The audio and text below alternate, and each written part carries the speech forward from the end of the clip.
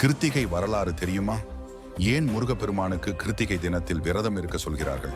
அன்று சிவபெருமான் நெற்றிக்கண்ணில் உருவாகிய சோதி பிழம்பு கங்கையில் பட்டு 6 பிளம்பாக மாறி 6 குழந்தைகளாய் ஆயிற்று.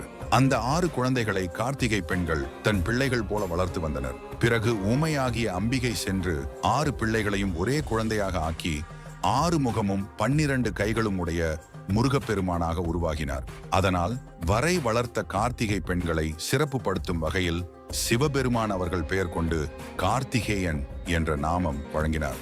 பின்பு சிவபெருமானே கார்த்திகை பெண்களிடம், உங்கள் நட்சத்திரம் கூடிய நாளில் முருகனை விரதம் இருந்து வழிபட்டால் அவர்கள் எண்ணியது எல்லாம் நிறைவேறும் என்று வரமளித்தார். அதிலும் முருகனுக்கு ஆடி கிருத்திகை, தை கிருத்திகை, கார்த்திகை கிருத்திகை ஆகிய 3 கிருத்திகையும் மிகச் சிறந்த தினமாகும்.